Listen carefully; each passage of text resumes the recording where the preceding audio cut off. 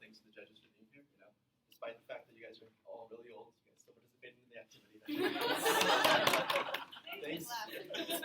Thanks to GW for always supporting us. That's pretty cool. Congratulations to Yale LW for making it to Octofinals, especially as a female team. That's pretty dope. Thanks for dragging me through 6 rounds. Hopefully she'll drag me through this round soon. Teaching me not only to be a better debater, but also a better person. Cool. Are you ready? In the late 80s, anti-apartheid resistors asked the international community to boycott companies who work in South Africa until they divest. Our case statement is they shouldn't have done that. Any questions? Yeah, so in the late 80s, anti-apartheid resistors asked the international community to boycott companies who work in South Africa until they divested. We say don't do that. So you're saying what the action you shouldn't take is the movement shouldn't ask people to divest, not like divestment shouldn't happen. Yeah, well, I mean, presumably when we ask them to not divest, they would also not divest.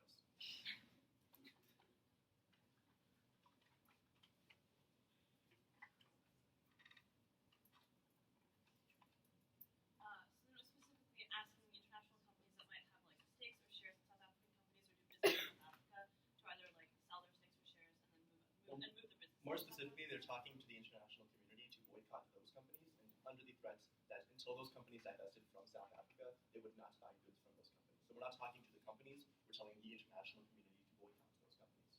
Can you just talk to us about what's happening right now, like in South Africa? Yeah, no problem. So obviously there is a very small minority of white people in control of the government. They have set up the apartheid system, which are a series of racist policies designed to disenfranchise and marginalize not only black individuals, but most minority groups within South Africa. Within the late 80s, the context is a lot of stuff is happening, right? But, like internationally, Cold War is obviously happening. I think it's also slightly pertinent to this case to maybe consider the fact that the U.S. largely was still supporting the apartheid government, despite the fact that they were incredibly racist. The actors in this case are the anti-apartheid resistors, so presumably your goals would be to work to undermine the apartheid government to set up a better governmental system that promises equality. Beyond that, I don't know. Do you want anything else specific? Or? What does the international economy look like right now? Like anything happening that's important? Not particularly, not relevant for this case. I mean, yeah, I wouldn't think there's like major economic trends right now that would really influence this debate. But. Sorry, just clarifying it. Companies that anywhere related to South Africa. Okay, so companies companies either operating within South Africa or with branches in South Africa, and these are companies that would also make capital within South Africa. So like this applies not only for the domestic companies, but it would also apply for foreign companies operating in South Africa. Like any hedge funds that hold stocks or something. Yeah, well, I mean, if there are hedge funds in South Africa, yeah, sure.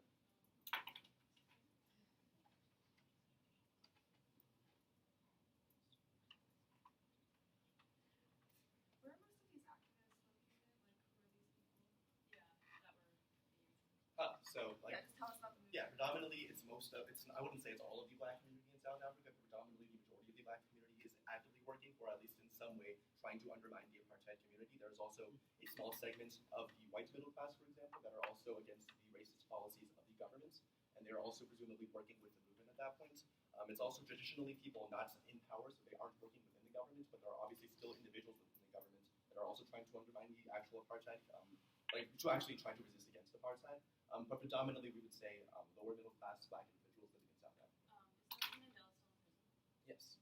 Have you entered into discussions with the government yet? Late 80s. So he is. Because I think that happened in the early 80s. Yeah. So I think he is talking with the government. He's obviously already actively spoken out. He's obviously become a figurehead, but he hasn't been released from prison.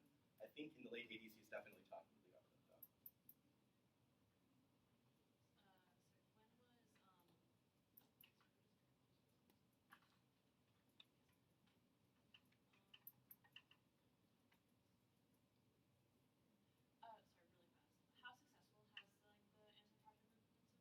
There's been some recognition domestically within South Africa, a lot of recognition domestically within South Africa. There is a general understanding in the international community that apartheid does exist, but there isn't a huge amount of political momentum such that they're all actively working to undermine that. That would occur probably a little bit more into the future. Yeah, because it just seems like they were almost near the end, like almost nearing success, because in the 90s they after South Africa ratified the new human rights constitution and elected their first black president. So yeah. Was it just like major successes at the end, or has there been like? Yeah, so there's obviously a steady incline. There is international support, there is international recognition, but I think like our current understanding of anti-apartheid didn't exactly exist huge international fervor against it. It was just some general understanding that it was unjust. Cool. Are we all ready? Awesome. 3 independent points. Our first independent point is about economics, and more specifically about how divestment hurts the poor. This is going to let's just give them the fact first of all that the companies are actually going to leave. 3 subpoints. The first subpoint is about unemployment. When firms leave, obviously they are taking all of the jobs with them. This means that 2 groups of people lose their jobs more broadly. Firstly, the black upper class, which is the most educated and therefore the ones most likely to successfully organize the social rights movement through leadership roles. These are people with political capital, these are people with social capital, these are people with financial capital. They grant your movement not only the legitimacy that you need to succeed on a domestic front because they represent the face of your movement, but you also need all of those resources to convince the governments to change, and you need all of those resources to get the international community onto your side in the first place. The problem is, the side op directly disenfranchises them when all the companies leave because they no longer have access to the institutional links that they need, and they also don't have the money to even access basic rights in the first place, right? Obviously, if you are worried about food, if you're worried about feeding your family, you don't have a lot of time to go protest on the streets and to fight for your movement. The second group that it affects, though, is the white middle class, who will then buy into the political propaganda about how black people are evil and are trying to destroy the company. Until this point, their economic interests have largely been aligned with you. They're only interested in social issues, such as the idea that racism is probably bad in some way. The problem is, when you directly make this an economics issue as well, and when the white middle class starts losing money, the government is much more easily able to spin the tale, show the rest of the world that black individuals within South Africa are trying to undermine the economic system, and once the economic system does get undermined, once people start losing their jobs, you're much more likely to turn against your movement. Additionally, high unemployment means that the jobs that are left can be shaped to continue systematic racist policy. The best example here is conditions on having those jobs to be lowering workers' rights, lowering wages, excluding people on the basis of political affiliation, etc. When the actual supply of labor goes down, that means it is much easier to tailor that supply such that the government can use their own racist policies, they can make public policies, and they can influence private companies on a significantly greater degree. This means that even if some private companies want to work with the members of the panel, they won't be able to because the government is going to directly roadblock them. Second subpoint is about purchasing power. When fewer firms are selling, you're able to do less with the cash that you have in order to financially aid the movement. If all you can do is afford to feed yourself and your family, there is no money in the community to actually build the community up and no money to use for the movement. This is especially true because fewer firms means higher power to firms that stay, and therefore they get to dictate the prices because of the lower amounts of competition. But the firms that do stay members of the panel are those with incredibly entrenched systems within South Africa. The firms that do stay are the ones that most benefit off of racist policies in the first place. The firms that do stay shift the economic situation such that they are able to better marginalize the black community. That is negative. Third subpoint is that there's going to be a loss of government revenue. When there's less tax revenue from corporations, the South African government will make cuts on social services for the poorest communities, and they're going to justify it by blaming your group for it. Individuals who rely heavily on these services will then blame the leadership of your movement and therefore create splinters. Those that are most marginalized with your movement, those that need social programs the most, they are the ones that are now going to disavow themselves from your movement. And a social rights movement loses efficacy when it loses legitimacy, and it uses the people within the movement as a means to an end. Insofar as you are a social justice movement, we would rather value the individuals in the short term than to make these broad, long-term philosophical claims. But the second independent point is about the long-term effects of protests. The first subpoint here is that this decreases the chance of compromise. When you are actively hurting the national economy for everybody, it reinforces the government's message that you are uncivilized, irrational, and therefore should not be given the power to lead the country.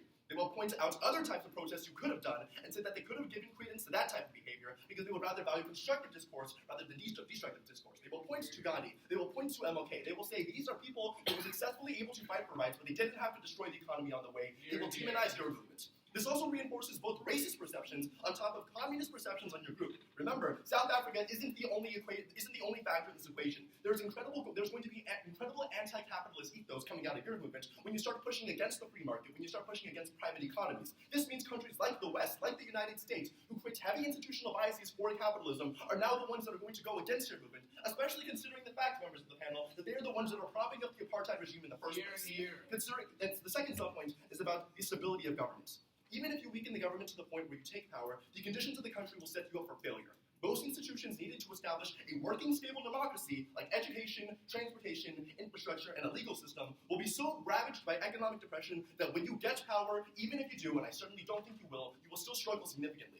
If your movement cannot transition into a leadership position smoothly, then it will be significantly easier for the racist opposition to vilify you and challenge your leadership. And remember, it is much easier for the average citizen within South Africa to want to go back to the old way of life, because even if that old way of life was racist, at least they have food on the table, and this also makes it much easier for the opposition movement, once they do rise up again, to point to you as an example as to why civil rights and apartheid will never be rid of in South Africa. You damn not only your movement, but also future movements. Third independent point is about the efficacy of this form of protest, because I certainly don't believe that it's actually going to work. The first subpoint is that it's difficult to get people to support the boycott, not only for all of the aforementioned reasons, but also that it's hard for people to figure out which companies are working in South Africa in the first place, right? Because presumably a lot of them fucking are. Currently, there's a public list of companies which engage in slave labor in foreign countries, but even though we have the internet right now, most of us haven't checked it. We think that generally Nike might be kind of bad, but we don't know these specific companies that are engaging in slave labor. They certainly don't have access to the information like the internet. There's an asymmetry of information. They won't find out who to boycott in the first place. Consumers won't be informed enough, therefore, to pressure their governments to boycott those companies in the first place. All people will care about are their individual needs versus the needs of others. If the company produces cheaper prices than other companies, the moral standing of the company is often not enough of a factor for people to stop purchasing that product, especially considering the fact that there are probably entrenched monopolistic systems within South Africa such that if you want wheat, for example, you can only buy it from a couple of sources because the racist policies disenfranchise any other small businesses from rising up in the first place. The second subpoint is about company incentives. Companies only listen to people if it affects their bottom line. You would need to eliminate the entire South African market in order for companies to even consider leaving in the first place, because if no other companies are leaving, there are no incentives for individual companies to leave in the first place. Not only that, but the cost of leaving behind infrastructure and other capital means that they can never get that back, which means there are incredibly high barriers to entry for some companies to even leave in the first place, even if they want to. This means divestment itself is incredibly inefficacious and almost impossible. The government can also create positive incentives like nationalizing land for companies, lowering taxes, lowering labor standards, etc., in order to prevent companies from leaving. If it is easier to make money in South Africa, then companies will stay in South Africa. Third subpoint is that the South African government will weather the protest. South Africa is heavily financially supported by the West due to Cold War tactics, due to the idea that a lot of Western countries think the best way to fight Russia is to somehow support South Africa. I don't understand this either, but it's what they're doing. As long as the government does not turn to the Soviets, the West will ensure that the current government doesn't fall and will lead to a potential takeover by a communist-supported rebel group. This means that even if companies do leave, it is not the internal link to actually the government falling, because Western countries are still going to give the money. Western countries are still going to try to support the South African government. You will have destroyed your economy, but the government won't actually fall. Last subpoint is that this pushes supporters to extremism. If this protest does work in having companies leave, then people who support your cause will have their quality of living going down. This will push individuals into the extreme sect of the movement. The more extreme the movement is, the more likely it is to be violent, which often turns off the moderates within your country and also legitimizes government violence against civilians. The more extreme your movement gets, the more easy it is to paint it as radical. The more easy it is to lose international support. You will lose a lot of ethos. You will disarray yourself from the actual causes you were fighting with in the first place, and you'll move into an extreme version of your movement. We certainly don't want that. Very proud to propose.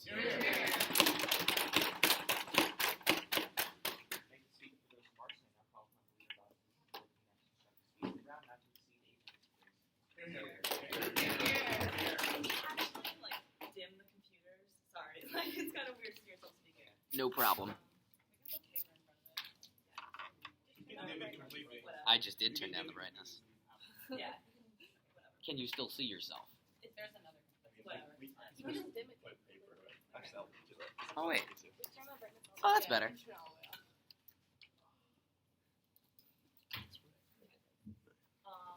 So before I begin, I just want to say thanks to Evan for being a great partner. Thanks for working together up here. It's been a great ride. Thanks to the Yale team for being supportive. Thanks to the judges for being here to judge. It's really great of you guys. Thanks to the GW team for coming to watch, and other people on the GW team also here. So that said, everybody ready? Thank you, Mr. and Madam Speakers. I think there's a huge tension in their case when their first point basically relies on the boycotts being super effective and basically crashing the South African economic system, making all these companies unprofitable, causing massive employment. And then their third point's guys, it won't be effective at all. No one on the outside will do anything. No one on the outside will boycott. How can they actually have both points at the same time? How can they say it will be super effective and at the same time say it will not be effective at all because people on the outside do not have the internet and can't actually watch this? And why their case is wrong, why their on case is wrong. But that said, I have three independent points. So my first independent point is just examining for you where racism actually comes from and actually develops. Because I think when we're going to talk about how best to combat racism, we have to actually look at where it comes from. I think fundamentally what we tell you on Side Off is that racism comes from a system of capitalism, right? Now, why do we think this is the case? So I think fundamentally fundamentally, people don't start out being racist. They don't start out being my race is fundamentally better than yours. They develop these kinds of racial ideologies gradually over time because it helps them support an economic system that advantages them. So if we look at the histories of racism, if we look at the primary example of slaves being transported from Africa to the colonies and to the New World, there actually was not racism of any actual kind developed in the early 1600s. There was no belief that white people were inherently superior to black people. It was just Christians versus Muslims, and that was why it was superior. But when it became profitable to bring labor from Africa to the United States, when it became profitable to exploit these people, to assert that they were fundamentally subhuman, and that was the way you could exploit their labor. That's when you hear these racist ideologies developing. You hear these beliefs, there's an implicit hierarchy of races, that one race is better than the other. The ability to view one race as subhuman or less than the other, then therefore justifies exploitative treatment. It justifies paying them lesser wages. We think similarly in South Africa, a country with a history of capitalist exploitation, the reason why you have this anti-apartheid system is because over time people develop this racist ideology. But fundamentally, it is because it allows you to justify this capitalist system where you can justify large mineral resource extraction, large farming systems that allow you to exploit cheap black labor because they're not actually human beings, and allows you to codify into your legal system a code that fundamentally oppresses them. I think it's very clear that racism almost always goes hand in hand with capitalist exploitation. Look to the American South, right? The reason you had slavery was because it was extremely profitable to pay these people literally nothing so they could work on your farms and produce your cotton. So we think it's very clear that where racism actually comes from is these capitalist systems, these capitalist companies that exploit the workers by paying them under wages. What this fundamentally means, though, is that you need a way to strike at the capitalist hierarchy, strike at the companies that want to exploit this labor as a way of actually making meaningful difference. Because we think once you get the people who are perpetuating this kind of racism to change their mind because you cut their profit incentives, that is when you can actually affect real change in the legal system of your country. So my second pivot point is why boycotts and economic action in this manner will always, in fact, be more effective than any other kind of protest. So we think that other protests that you have tried in the past have been kind of like non-violent marches and/or violent action. We think violent action will always be less effective because, it's pretty intuitive. When you're bombing someone, they generally get pissed off. They don't really like it very much. They react kind of badly. There's police repression. You also look really bad optically. I think non-violent movements also have been super effective because, no one really cares because they're fighting the Cold War, and it's super easy to be like, oh, we don't like these people. It's okay that the anti-apartheid government puts them down. Additionally, it's very easy for Western governments to try and cover this up or try and justify it in this manner. It's hard for you to get news out because you are a small movement. But what we think is extremely effective is economic protest. Now, why is this the case? I think that economic protests and boycotts in this manner are extremely effective because they cut into the profit incentives of the company. So let me explain to you how boycotts actually work. Because there's a fundamental misunderstanding of this on SideGov, right? They tell you in their first point, which then contradicts the last point, that guys, we're just gonna completely crash the companies, they're gonna go down, mass unemployment, bankruptcy. It's no, it's not how it works. How it works is that you get enough people to stop buying goods of these companies so that you start cutting into the company's profit margins. You make it less profitable to engage in these racist practices. These people buy less and less. And then over time, because they're oh fuck, we're making less profit, let's get our buyers back by start trying to cut the wages. You change the calculus. The only reason they're paying lower wages in the first place is because it's currently profitable for them to buy their goods. The lower people buy their goods, you change your calculus so that raising their wages actually makes it more profitable because some people stop buying their goods. So you see examples in the past, and a great example is Cesar Chavez and the great boycotts, right? The reason it was successful, the reason he got it changed for the Mexican workers in America was because he was able to cut into the profit incentives of these companies enough by motivating actors and the consumers to not buy goods from these companies, which changed their profit incentives. So we think, therefore, when you get these companies having these profit incentives, you get these actors who are extremely powerful. When you get these companies' profit incentives to change, these actors that are extremely powerful in the market. The reason that you have this kind of oppression in the first place, as I told you in my first point, the actors that perpetuate this oppression on you because it benefits them economically, to be the ones then advocating for change in the legal and political system, right? So because these companies are suffering, they will start advocating for change and be on your side because they want to make more profits. The way they do that is by getting better legal change and better legal and political change. So my third and final point is about why you need outside allies to be successful. So I think it's very easy to be no, just stay on your own, do your own movement thing, blah, blah, blah. But I think if we actually examine the history of protest movements, the reason they're effective is because they're able to galvanize outside opposition. An excellent example of this is MLK in the South. The whole idea of the marches in Selma, Alabama, the reason they picked Selma, Alabama, was not because it was some incredibly racist town. It was just as racist as every other town in the South. The reason they picked it was because their mayor was fucking crazy and super violent, and their governor was an incompetent nincompoop. They knew that if they marched a bunch of children in the streets, they would have police dogs attack them. They would have police shooting water cannons. This would be incredibly objectively bad. They'd be able to motivate the white northern people who felt kind of bad about this to act and pass legislation in Congress. Similarly, we think the only way that this movement can be effective is if you actually galvanize outside oppositions by aiding them to the violence, but by getting them to join an end.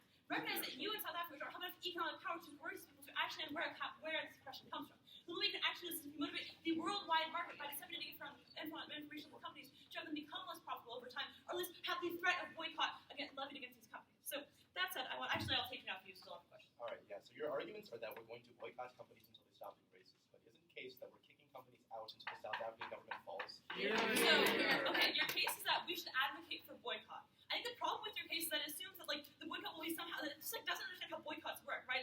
You don't have the power to kick these companies out, and these companies but the reason boycotts work is because you coerce the companies economically into changing their behavior, into becoming better reformers for the system, into advocating for social change by cutting into the profit line. I don't think we have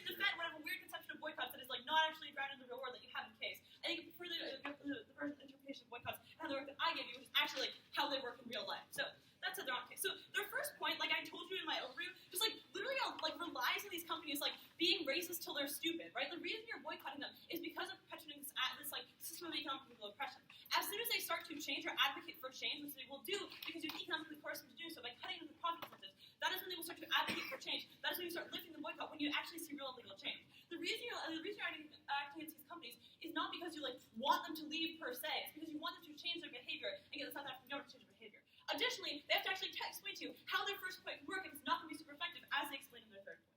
So I think that said that this is basically overblown. All these impacts won't actually happen because you don't coerce these people to the point. If they change their behavior, why do you keep boycotting them? This is stupid. Such a stupid point. I'm going to go to the second point, which I actually think is a somewhat decent point, right? So the second point is protest is bad. It decreases compromise. So this is bad. The West will go against you. So look, the government's against you. The West is against you. The government will never give you anything that the government will only give things they're already willing to give you, which isn't that much because they're fine with oppressing you. They're fine with putting police on you. You have to actually demand change and act proactively to get something from them. You have to take these kinds of actions. Now, we know that violent action is not as effective because it invites repression.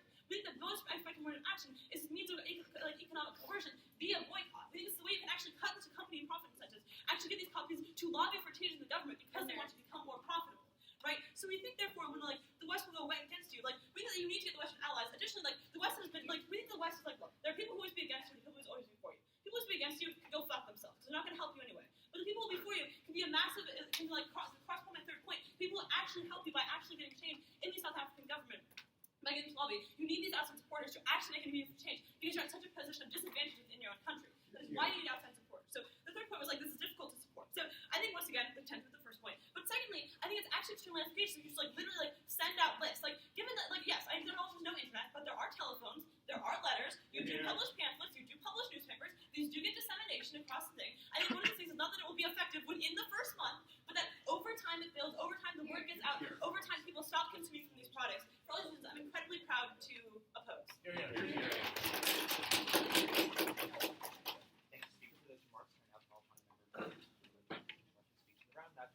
concede against So before I start my time, it's an honor to be here. Thanks, guys. Thank you, David, for being a phenomenal partner. Thank you to the panel. Looking forward to your comments after the run. Oh, yeah, thanks for both. All right. First thing, let's clarify case statement, because they don't get to squirrel out of case statement and all of a sudden say we're only telling companies to be less racist. Case statement literally says stop asking for divestment wholesale from South Africa. All of their requests literally fall from advocate for less racism, which isn't what we're saying. That could be a policy that actually falls to our side of the house that actually changes our mind. But secondly, their only warrant to efficacy is you affect the economic bottom line, and then somehow these companies start advocating for you within South Africa. I don't think that's meaningfully what happens when they blame you for affecting their economic bottom line and now make it so that they don't actually want to advocate for you and actually make it actively worse. I don't think they give me any link besides, eventually, somehow, they don't really give me clearly, they're going to build up some sort of critical mass that leads to something that maybe leads to some sort of efficacy, and then they kind of cut back on this throughout the case. I think they need to give me clearly the impacts that are coming out of this that are actually good for your movement and how it isn't going to be actively worse, which I think they drop a lot of, which is on case. Okay, so she comes up with this overview that she thinks is attention. So, we were granting them best case scenario in a world in which they actually are efficacious and saying, if that is true, that's bad, but also you just aren't going to be efficacious. And just are giving them two different worlds of what happens on either side of the house. That is not a tension within our case. That is just nuanced. First, racism. So she goes on this long rant about how capitalism is sort of intrinsically connected to racism, and in a world where we could start over, maybe racism wouldn't exist within capitalism. So this isn't a new world where we're starting over, right? So racism exists within South Africa. You aren't taking away the capitalist structures, but if you do, that doesn't mean all of a sudden the hearts and minds of people are changed. If anything, I think it gets a lot worse when you actually lead to the lack of stability that entrenches the racist policies that they're talking about. When people now blame you for their economic bottom line being harmed, I think it's ridiculous in which they're you're not countering this, and now you've just tainted the economy. So I think that actually retrenches the sort of racism that they're talking about. But secondly, I'm going to contest this, actually on face. I don't think, communist governments are not racist, right? If that's the case, I think that's particularly problematic. But again, if you want to give them best case scenario, and they're saying, let's transfer, once we take power, we're now going to be a communist government, you aren't going to be able to successfully do that, and you aren't going to be able to successfully have it, that it's going to fall back into the same sort of racism, because you have limited resources to be able to actually set up a government, and now it's incredibly unstable. All of your institutions are just shit-caked. So that's all of the reasons in which there's, that is literally breeding ground grounds for worse racism that already exists within a racist country. I think that's particularly problematic. And also, like, this is going to, the third thing is this, like, kind of contradicts with their third independent point, in which they're like, you want all of this international support. So if their first independent point is fuck capitalism, there's no fucking way the West is going to be like, this is something that we want to support. I think it's particularly problematic. Second thing they talk about is why boycotts are specifically good.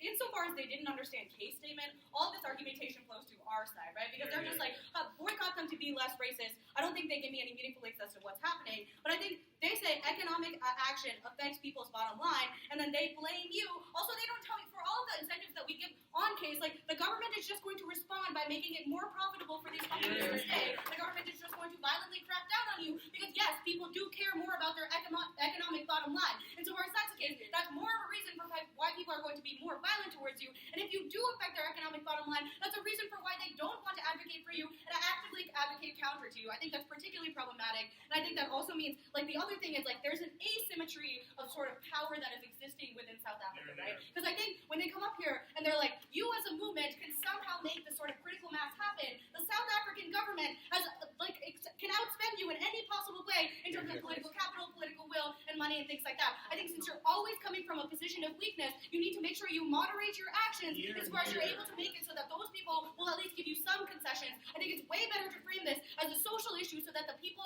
the white moderates who you can sway to your side, don't view as you as threatening their economic bottom line, but actually can just be like, okay, we need this to be racist. I think that's particularly problematic. Then, last thing they talk about is outside opposition. So the first thing is, she can't say this and then on case say, fuck the West, they hate you anyway. So this is already a knife within their case. That was already a response. But secondly, they don't tell me how they do this. I think on case she was like, you can somehow distribute lists. So like, you as the really weak anti-apartheid movement, or not even weak, you as the anti-apartheid movement are somehow going to mass send out lists to like consumers within the United States. Tell me how that's actually going to happen. But secondly, the U.S. is actively funding the apartheid government. So like currently the status quo, I don't think there's an incentive to do that. But now when they're afraid that you are communist, because that's literally their first independent point, that means they're afraid about the Cold War politics, they're more likely to crack on you. And secondly, you're actually just feeding into all of the sort of propaganda that is happening. So that's a reason for why more people are going to actually go against you. The last thing, in terms of outside opposition, we gave you specific incentives. I don't think,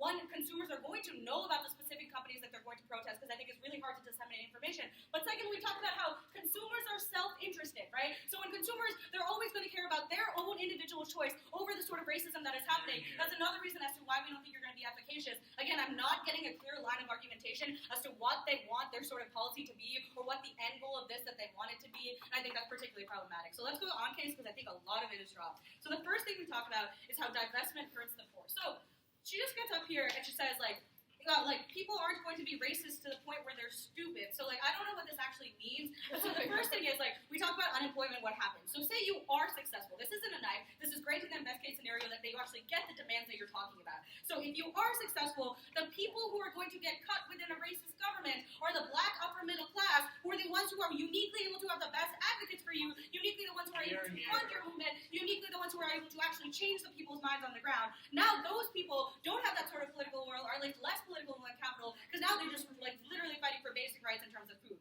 The second group of people who you're affecting are the white middle class. Again, not a response to this. They say, like, these moderates are people who you could probably shift to your side if you frame this as something that is like, these are racist policies, but now when you're affecting their ability to have purchasing power within South Africa, when you're affecting their ability to put food on the table, they just feed into the same. They're like, oh, the South African government is right. These people are irrational. These people are just trying to tank our economy. They don't know this to support you at all. So then you just don't have a movement, right? So now, not even if like this isn't efficacious right now, or even if it is, in the future you aren't going to have more protests that I think are more likely to be successful. And I also think high unemployment retrenches racist policies, another thing that they don't deal with. So if there's a high unemployment, that means people are going to be more likely to crack down on this sort of racism, or like retrench the racist structures to actually be able to be profitable within the country. Then we talk about purchasing power. If you don't have any money, how do you function as a movement? If now all you care, if the economy is tanked, then how are you able to actually provide for your own sort of goods and able to actually be someone who has a sort of upswell within the country? Last thing is the loss of government revenue. Now the government literally has an excuse, so we're not going to be facetious here and be like the government's giving like a lot of sort sort of social services, etc. But they are giving some, right? Like as they say within POCs, there is a positive trend that is happening. When you are now doing something that isn't, you're affecting their economic bottom line, the first thing that gets cut are social services, and now they get to blame you for that. They say you are trying to actively tank our economy. Now we're not going to give you any social services, but also the social services aren't just for you; they're for the people who are within like the white middle class and the people the like white lower middle class. Now those people also feel as though you're affecting them, and I think this is to once you get blamed, they splinter within your movement, which also is another reason for why you lose efficacy. Second thing we talk about, long-term effects. They just say the knife to their case is like the West is already against you. Just use the people who are already in support of you. So the people who are already in support of you aren't working with the South African government. That's not who you're asking to divest. And they're going to be a lot less likely to be in support of you when you're now affecting their economic bottom line. But secondly, we talk about how now you get spun as anti-capitalist. I dealt with a lot of this off case. But if you are able to take power, once you fuck up in the government, in your sort of communist government with no resources in a violent place, I think if that happens, then once you now fall back into old racist systems because you can't be sustainable, that literally precludes any action in the future that is actually able to fight against apartheid. It actually makes it so now we have a worse apartheid state. Last thing is efficacy. So they aren't able to be efficacious. I've dealt with a lot of this on the off case. For all these reasons, we are incredibly proud to. I thank the member of government for the constructive portion of this round. Speech time to 8 minutes and 30 seconds for the speaker. Cool, everybody ready? Thanks, Mr. Speaker. So I actually think it's really funny that the MG starts her speech with nuance, because that's what's actually missing in the government case, right? Because they give you a couple arguments that are on either side of the spectrum. It's like, either this plan is so efficacious that we completely destroy this country, right? The economy is completely fucked, companies fail, everybody loses their jobs, or it does nothing. Like, what is a nuanced position? That it's either end of this spectrum, or that we get some efficacy and some economic change, but maybe not so much that you completely destroy an entire economy. Like, I don't know which is more nuanced. Maybe it's the opposition side. And I'm going to explain to you why we get some economic change, because we change people's incentives, but obviously we don't destroy companies to the point where South Africa just goes up in flames and we institute a communist government. Like, that was never the offline. I don't know where they got that. So our first argument is about where racism comes from. And it's really just about, like, the powers that be in the system, the people that you're trying to affect with this plan, where does their motivation come from? Because, like, yes, on either side of the house, there are irrational people that hate one another for immutable characteristics. Those are the people that neither side touches. On either side of the house, on God, you still have really racist fuckers that you can't change their minds. However, we think the people that you're trying to affect are those with economic and political power that are only racist because it reinforces an economic system where they're able to use an oppressed economic and racial group in order to supply cheap labor, because this is an extractive resource economy. Like, that is the nuance that they missed, and the warranting Megan gave you. Like, the companies that we're talking about are companies that extract natural resources from South Africa and sell them on an international market. That's why they need really cheap labor, and that's why they need a political system that oppresses a group of people so they are forced to take these really crappy, cheap-paying jobs. That's why these people support these systems. What happens on our side of the house? On our side of the house, other actors, people outside of South Africa, not even the movement itself, affect their profit line by boycotting them so they stop buying their goods. So that cuts into the profit incentive for these companies. Like, sure, maybe before they change their policies, we lose a few jobs in the process, but we think that this is the only way that on either side of the house you have a mechanism for change. So maybe in the short term, we lose a few jobs, but the problem is that, first of all, these companies now have incentives because of profit motivations to start paying their workers more, to start treating people better so that people stop boycotting them. But second of all, as Megan explains to you, they're going to stop supporting government policies that oppress this group of people, because that's the only thing that's going to get the boycott lifted. So those are the links that I think were in LOC, and they just chose not to respond to. So the only responses we get are like, you guys are not living in a new world, racism still exists. Like, yes, racism exists on either side of the house, unfortunately. We think that we affect the only people whose minds you can change. Their second argument is that, like, other economic systems are also racist. Like, our case was not overthrow the government, implement communism. Like, that's a straw man, so don't think that's what our argument was. So our second argument was just about the fact that alternatives in the system, like other forms of protest, aren't working.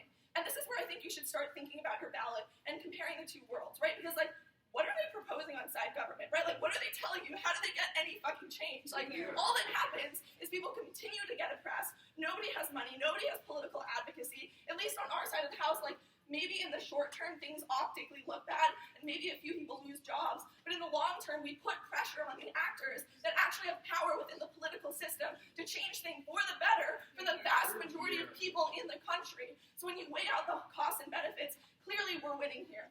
The responses we get is that these people are going to, the government is going to blame you, right? And you can kind of group all of their propaganda arguments here. What is the response? So recognize, yes, the anti-apartheid movement is advocating for this boycott, but who are actually the people taking the action that harms the economy? They're not people within South Africa that the government can oppress and take action on. They're economic actors in the West and throughout the world that this government has no power against. But second of all, even if you buy their argument and they do take action against you, that looks optically horrible. Like, I'm sorry, but this is the argument Megan gives you, that sometimes you do have to use your people and use your movement as a social battering ram in order to get change down the line for more people. So we're fine fighting this harm. So their third argument is, our third argument is just about allies. So Megan was not saying that, just like, fuck everyone, we don't need anyone. We're saying, as I said in my overview, some people don't support you on either side of the house. The question is, those in the middle, how do you appear most sympathetic? We think that we give people a very easy way to support your cause simply by divesting from really problematic companies that actually create a path for change. So their only response is that consumers are self-interested, so they're never going to do this. Like, I'm sorry, why is boycotting as a tactic compelling and used historically in revolutions and in protests? Like, Megan gives you the really good example of Cesar Chavez in the United States actually using this effectively. We think you can get your message out there. As they said, people in the West recognize the fact that apartheid exists and is a huge moral problem, so we think that you're going to get some people willing to do this and willing to engage in this practice. With that said, did you guys have a question? No. Sweet. Let's go back on case. So their first argument is about economics, and they don't really understand Megan's response to this. So our response is like, sure, maybe it would be bad if these companies completely failed. Unfortunately, boycotts usually don't get that far, because it's not the case that these companies are going to hold on to their ideologies to the point where they have to move countries or completely cut all jobs. All of the reasons they give you about sunk costs in the country being so important and expensive are reasons why these companies have incentives to change their racist policies before they have to be completely picked up and relocate to another country. Their own argumentation, their argument. Next, they talk about propaganda. I think I already responded to this, so cross-apply. Recognize that people taking these action are not even in South Africa. There are other agents that the government can't control and punish. Their next argument is about purchasing power. So you have, less money for the movement, and there's a loss of government revenue. Honestly, it's comparative, right? So they tell you themselves the government is not helping your movement. They're not helping the people that you're trying to target in the status quo. Furthermore, we actually think one of the greatest motivators for social change is a lack of opportunity and a lack of employment. That's why we think we saw a lot in the Arab Spring. The people participating were not middle-class workers that had steady jobs. They were unemployed, young, educated men that didn't have opportunity and were really pissed off at the status quo. That's what we get on their side of the house. That's what they don't have. They have complacent workers that are employed, have things to do, and can't advocate for change. So their second argument is just about the long term. They say that you decrease compromise because the government dislikes you more. They actually have to demonstrate why they get compromise in the status quo. Insofar as they haven't done that, we think at least by exerting some sort of pressure on the economic interests of the government and the lobbying power that these economic agents have, you're more likely to do this. It's literally just a bargaining chip, right? You go to the table, and instead of saying, I have no power to do anything to benefit you, you say, I can end this hugely harmful boycott. And then they say, you are going to ruin your country. So when you get power in the future, the country's going to be in shambles. Obviously, these boycotts are not going so far that the entire economy is going to be destroyed. Third argument is about efficacy. So the fact that people won't support the boycott. So clearly we can distribute lists about what companies exist within South Africa. Even if we don't get all of them, we will get efficacy on the margins, which is better than nothing. Then they say that people don't care, and there's a monopolistic economic structure. So first of all, we think that boycotts exist and have worked throughout history because people are moral agents and do care about these issues. There is international support for this movement, so obviously some people will participate. The monopolistic point was such a blip that they didn't explain that I don't even think it's relevant. Then they say, that the West will always support them, and so you're going to be able to withstand, given the fact that you're targeting not governments but individuals that invest in these companies. We don't think that the companies within South Africa themselves will be able to weather it. Very much proposed. Thank the member of opposition for those remarks. I now call on the member of opposition to deliver his words of surrounding but reminding the speaker of normal caveats, use that as one boldly argues and Everybody ready?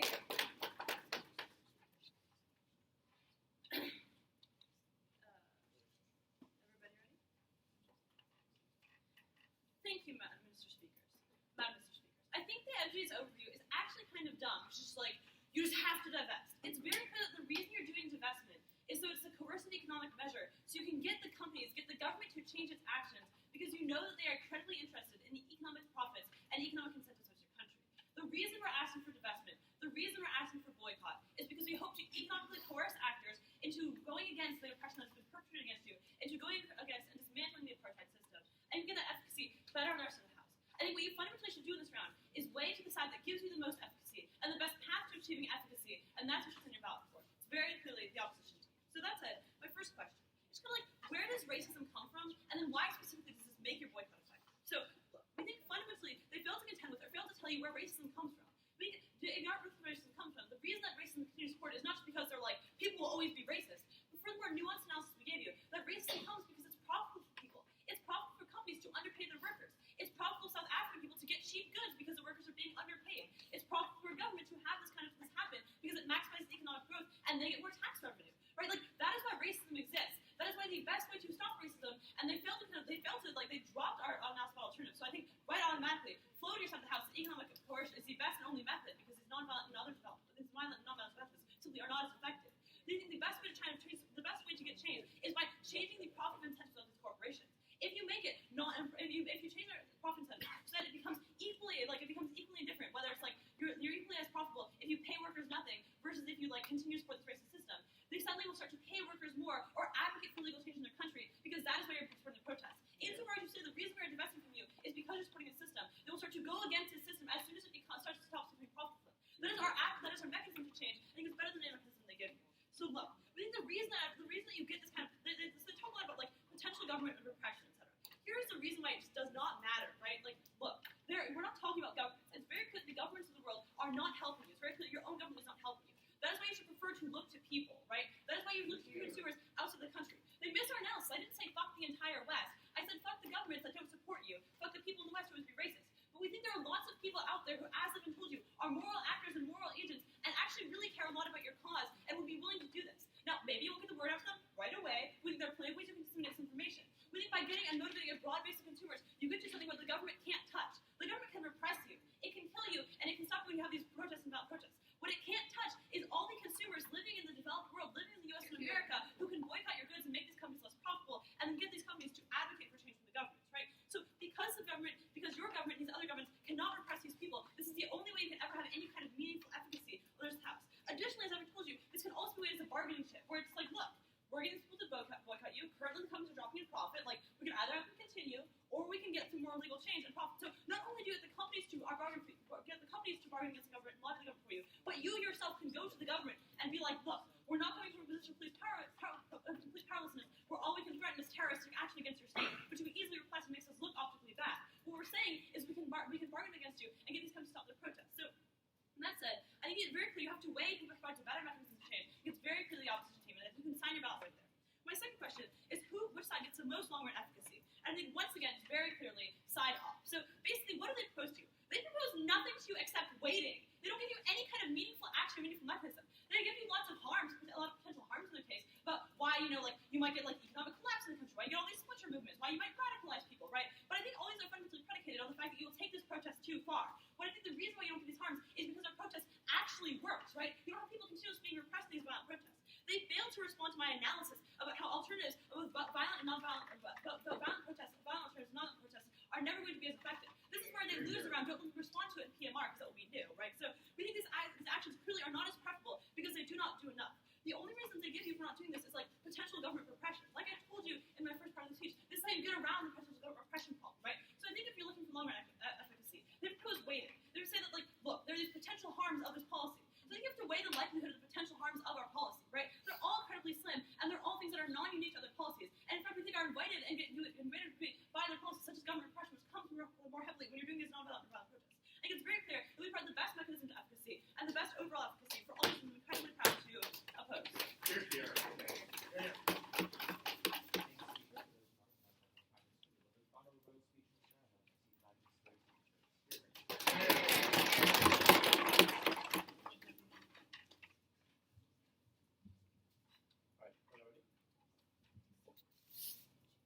question I want to ask, what is the actual case statement? Because SIDOP gives us 4 different advocacies, but the problem is that none of those advocacies actually engage with the first words we said during this entire debate. We said anti-apartheid resistors should not have asked the international community to boycott companies who work in South Africa until they divest. What this means, members of the panel, is that this is not boycott companies until they're not racist anymore. Even if companies aren't racist anymore, the problem is that they are no longer in South Africa. They have divested from South Africa, which means you have marginalized every single member of your community because you are no longer able to gain any of that access. Even if you want to believe that boycotting companies until they're not racist anymore is a good idea, case statement was not boycott until they divest or just keep waiting. Case statement was just that divestment right now is bad, but we can still access literally any other avenue of change. This means that literally every argument that side opposition has given you flows to our side of the house. Because what they have also dropped was that in POCs, we told you the status quo is that there is a positive trend towards the erasure of apartheid. What this means is that why would we do anything else when status quo is already solving? When the empowered economic individuals within South Africa are already starting to support your movement, the answer is not to immediately alienate them and destroy the South African economy. Yeah, so I think in POCs they may have said this statement, but the argument that alternatives aren't working came out in LOC, and we certainly didn't hear this in MG. PMC is that alternatives work. MG is that alternatives also work. So like,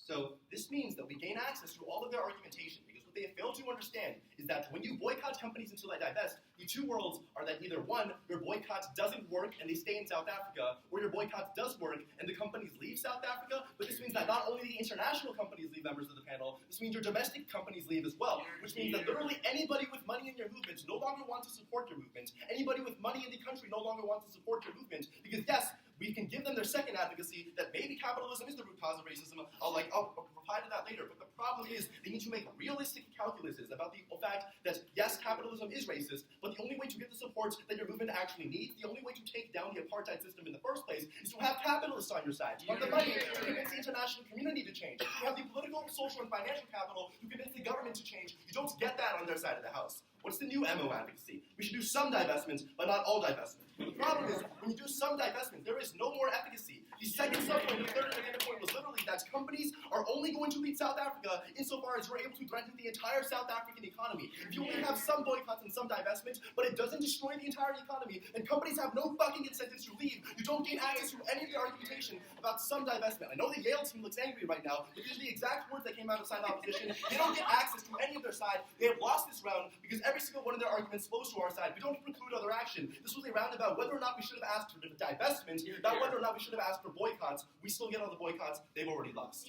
Second question I want to ask is about the efficacy, and can your questions about divestments, not the boycotts, can they even work? Because they keep trying to claim this, they try to run to the middle, and they want efficacy on the margins. The problem is they haven't responded to any of the things we have said on case. We can grant them that you can fly over pamphlets over the Atlantic Ocean and give them to America. That's fine. The problem is that the South African government can simply shrug off divestments, right? Because divestment hurts those at the lower end of the socioeconomic spectrum the most. Those at the lower end of the socioeconomic spectrum are not those implementing apartheid policies. Those at the higher end are the ones that can simply shrug it off, because every single other country in the world that doesn't want South Africa to fall into the communist hands, they want to prop up the apartheid regime, they're okay with fighting the harms of racism as long as South Africa isn't communist anymore. This means the United States continue to support the South African government. They don't change. They don't respond to the company incentives. They've conceded that you don't have purchasing power. What this means is that even if all of your homies stop buying stuff from the South African economies, it doesn't matter, because the entrenched white middle class, the rich upper class, can still continue to support the racist economy that benefits them. Divestment is not the key. They don't get that either. They can't even have their offense on the margin, which means your movement won't work in the first place. They've already lost the round because they needed to actually prove the movement was going to work.